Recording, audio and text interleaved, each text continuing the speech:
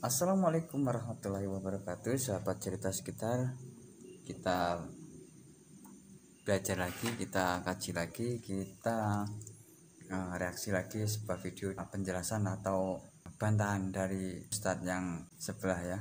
Mungkin menurut Ustadz sebelah itu Syekh Al-Albani atau siapa tadi yang mereka itu anggap tidak berilmu atau kurang berilmu atau kurang ya pokoknya ilmunya masih rendah ya menurut Ustadz sebelah. Tapi ini dibantah oleh sang Ustadz yang beberapa Ustadz menurut saya itu patut kita teladani cara dia menyampaikan, cara dia menjelaskannya.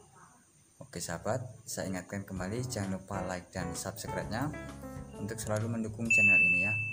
Dan langsung saja yuk kita ikuti reaksinya. Ini dia.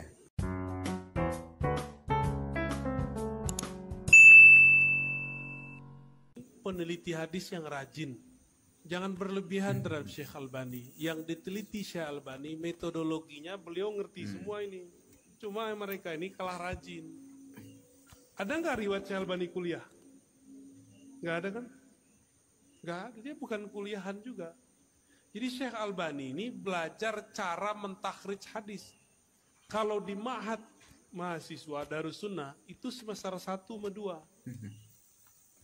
Semester 1 dan 2 itu mahasiswa sudah bisa mentakhrij hadis. Kalau mahasantri mahasiswanya udah bisa, kira-kira dosennya bisa nggak? Ya terserah kamu deh.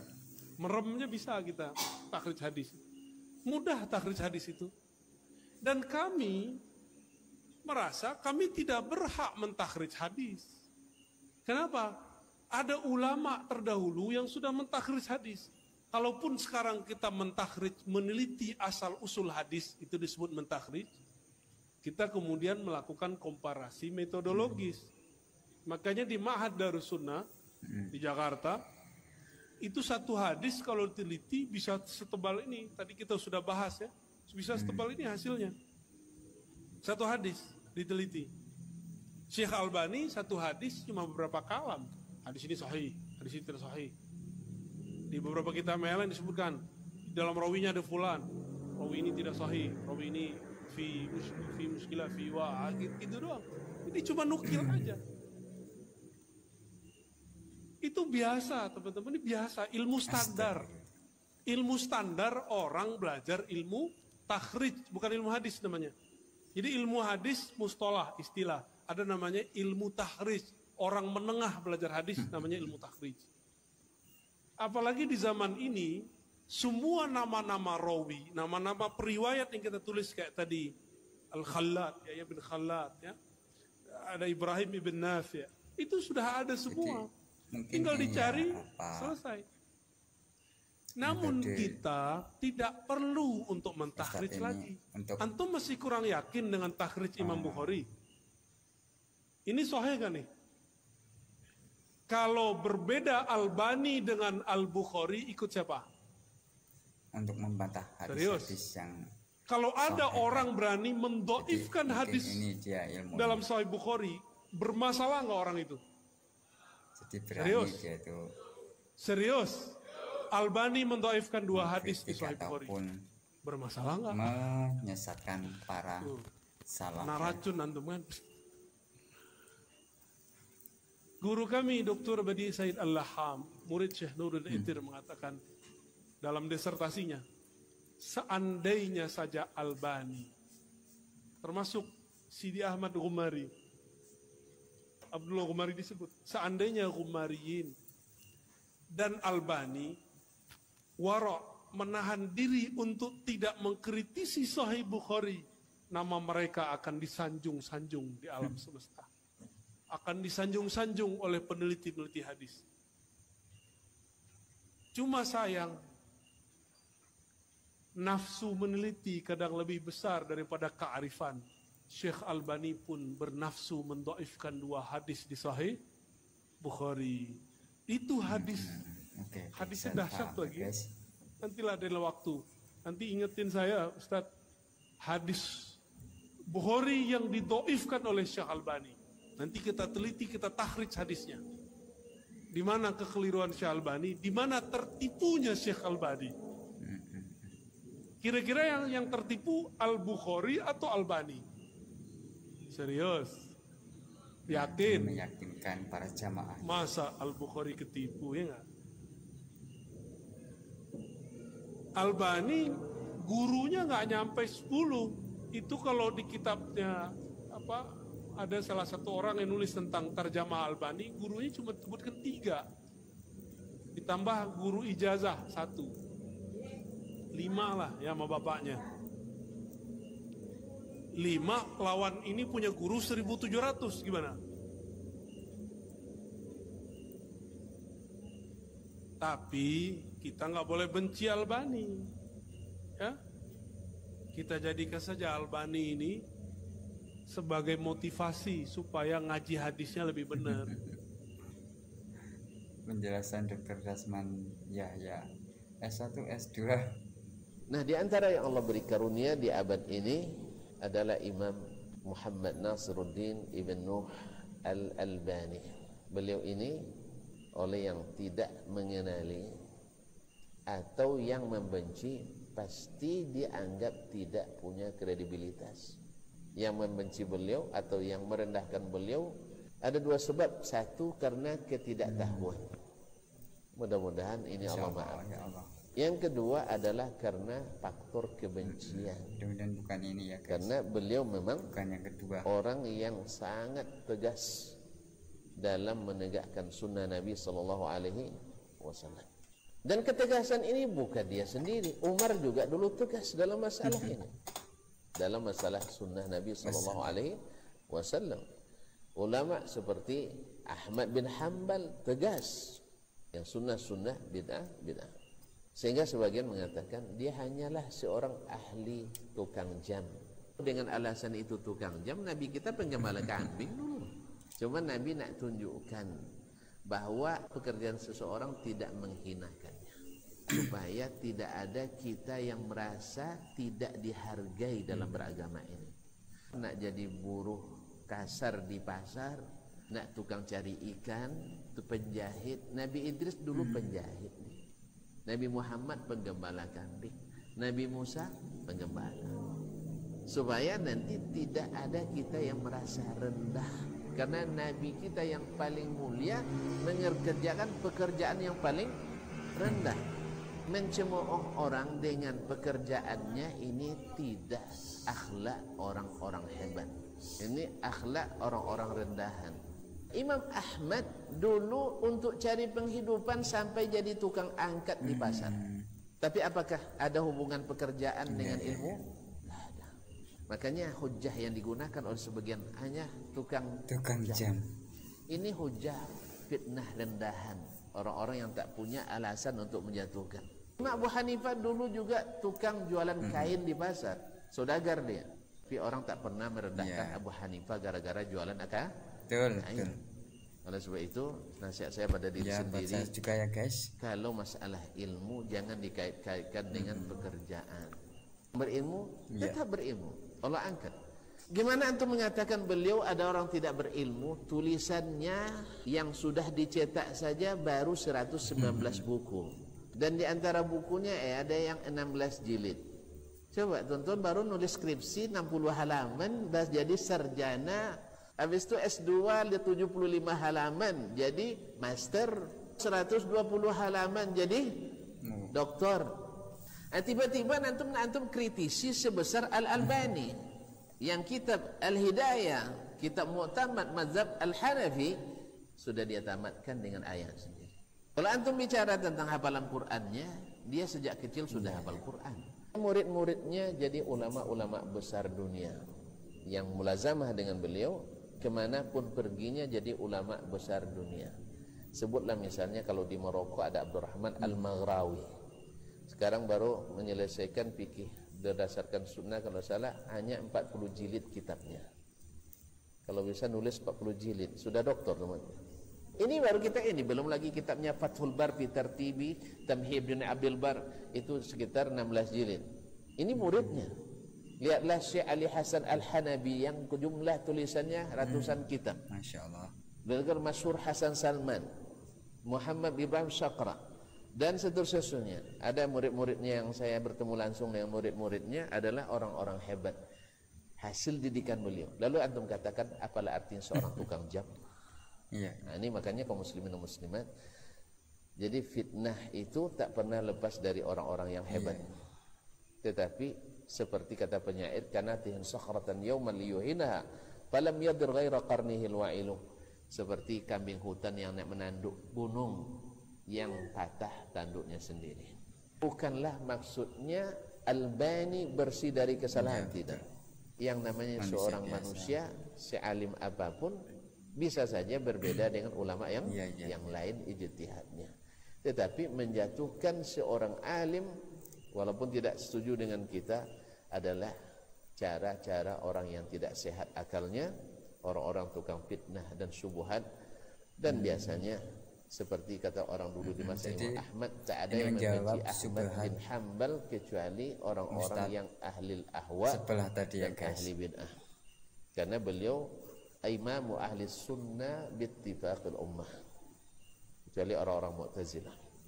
Demikian juga kita katakan yang banyak membenci Syekh Al-Albani rahimahullah ta'ala adalah orang-orang pelaris bid'ah. Memang orang-orang yang suka TBC, tahyul bid'ah, dan lagi-lagi TBC ya guys. Semoga Allah jauhkan kita dari hal yang tersebut. Maka kita murnilah mengaji ilmu, bukan dengan mencaci maki atau dengan menebarkan fitnah. Penjelasan dari Ustadz Abu Furaihan.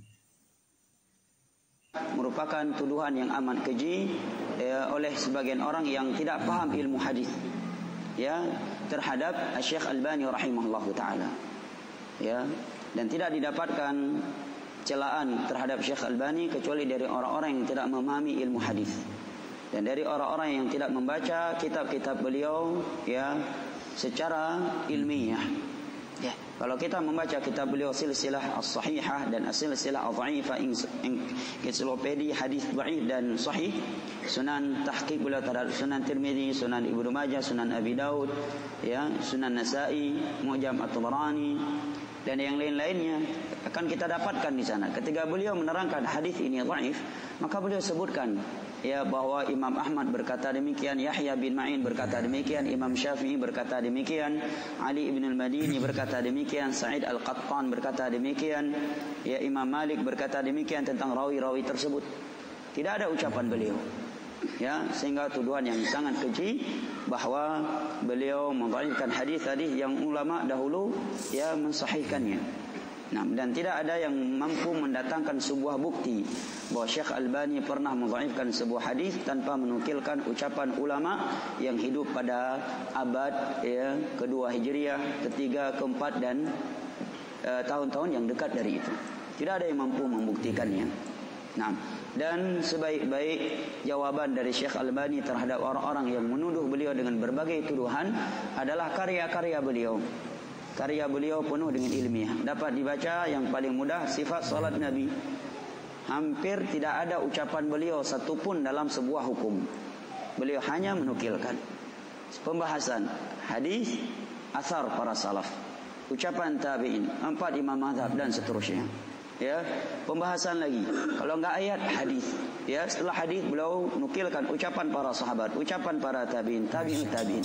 Bahas lagi sebuah pembahasan berikutnya, judulnya ini. Beliau bawakan hadisnya, ucapan para sahabat, ucapan para tabi'in dan ulama-ulama yang datang setelahnya. Silakan buktikan kitab beliau. Tidak pernah beliau menyebutkan suatu hukum terhadap sebuah permasalahan tanpa dalil dari Al-Quran, tanpa dalil dari hadis atau asar dari para sahabat Nabi, atau paling rendahnya asar dari para tabi'in. Tidak akan kita dapatkan.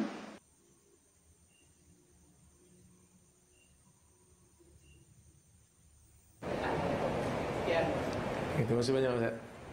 Soalan yang pertama berkenaan dengan Syekh Al-Albani yang mengatakan Albani ini menilai semula hadis Bukhari dan Muslim, maka dikatakan sebagai kurang beradab. Saya bukanlah orang yang ta'assub ataupun sangat-sangat kagum dengan Albani. Dia tokoh, tapi saya jarang juga membaca penulisan dia kerana saya lebih tumpukan kepada muhaddis yang lebih awal daripada dia. Cuma kalau kita kritik Albani kerana dia menilai semula hadis Bukhari dan Muslim, sebenarnya bukanlah Albani orang yang pertama. Sebelum Albani, kita ada Daraqutni, kita ada Abu Ali Al-Jiyani, kita ada Abu Dhar Al-Harawi, Abu Mas'ud Ad-Dimashqi, Abu Mas'ud Ad-Dimashqi, yang mana mereka ini semua menilai balik hadis Bukhari dan Muslim. Sebahagian daripada mereka mendhaifkannya. Kalau Al-Albani dikritik, maka Albani dan dikatakan sebagai bukan ahli sunnah, maka sepatutnya kita kena tengok balik Daraqutni, adakah dia bukan ahli sunnah? Bahkan Albani bila dia kritik, dia mengambil pandangan-pandangan pengkritik ini. Adakah semua hadis Bukhari itu sahih? Adakah semua hadis Muslim itu sahih? Kita kena jawab soalan dulu. Adakah semua hadis Bukhari itu sahih dengan ijma'? Bila kita semak kepada muqaddimah Ibn Salah, Ibn Salah menyebut hadis Bukhari dan Muslim ini ijma' mengatakan ia sahih illa nuzuran yasira, kecuali sedikit. Yang mana sedikit tu ada khilaf. Yang mana sedikit itu ada khilaf di kalangan para ulama, ia sahih ataupun tidak. Maka sebab itu, bila mana seorang mengkritik hadis Bukhari dan Muslim, yang mana kritikan itu dia setuju dengan ulama-ulama sebelum, ulama-ulama ilal sebelum dia, maka tidak menjadi isu yang besar. Cuma itulah kita kata, sebab Albani ni selain daripada dikritik kerana dia mendhaifkan hadis Bukhari Muslim, dia juga ada banyak hadis yang dia tarajuk. Mula-mula dia kata dhaif, lepas tu dia kata sahih. Ada yang pula dia kata sahih mula-mula, lepas tu dia kata dhaif. Ini biasalah. Imam Syafi'i pun ada dua mazhab kan. Di Iraq ada mazhab, di Mesir pun ada mazhab, tapi tak ada pula orang kata Syafi'i ni teruk dalam fiqh. Biasalah perubahan ijtihad. Kerana dia banyak kerja, mungkin dia tak jumpa satu sanad, lepas tu dia jumpa kemudian, lepas tu dia sahihkan kerana amanah ilmu dia. Tapi apa kita nak buat dengan Albani ni? Saya pergi Mesir, saya mengajar anak-anak kita anak-anak perlis di Mesir cara nak nilai hadis. Dia ada dalam ramai-ramai itu ada satu orang perlis juga. Dia kata, kenapa perlis ni taksub sangat dengan Albani? Kenapa tak ditonjolkan tokoh-tokoh yang lain selain daripada Albani? Di Azhar ni pun ramai. Di Al-Azhar. Saya kata, sebenarnya tak semua orang taksub dengan Albani. Walaupun ada, tapi tak ramai. Yang orang glamourkan penilaian Albani ini sebab orang senang nak akses dia punya penilaian dia.